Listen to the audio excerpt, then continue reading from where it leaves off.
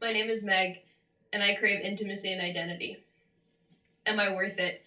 For years, I didn't just believe the answer, I lived my life acting as if it was the truth. My mind was constantly filled with feelings of anger, self hatred, and depression. The words of family and friends echoed in my ears over and over. You're worthless, you're not smart enough, you're fat. I hung on every word and every lie that was spoken over my life. Faster and faster, I fell into a deeper and downward spiral of loneliness and failure. You're fat.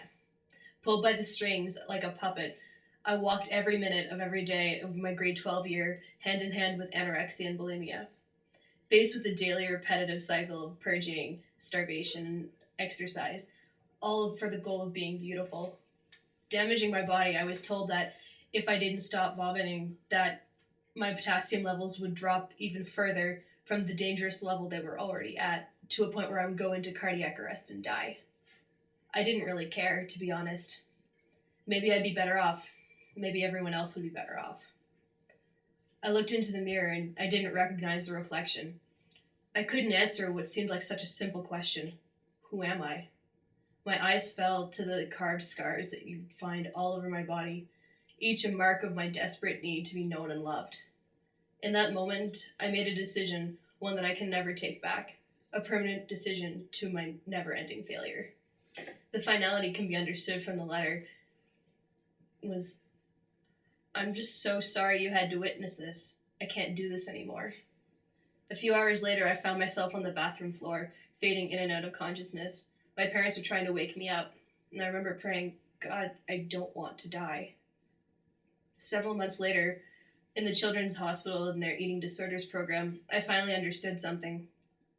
The answer to my question that I've been asking myself all those years. Am I worth it? The answer was, I really am. It came to me one night when I was at camp.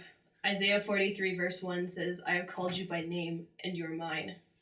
Jesus showed me I'm worth it when he gave his life for me, not because of anything that I'd done or anything that I could ever do, but because of who he is, so that my failures would all be erased. He came to earth, was perfect, never failed, and never made mistakes. He chose to die on a cross so that I wouldn't have to pay the price for all my mistakes. It's taken me years to understand why God would love me when I didn't even like myself. Still today, 6 months from leaving to the day from leaving the hospital, I often wonder how God could be so good to me. I learned to accept and trust and believe that in his love and that he'll never fail me.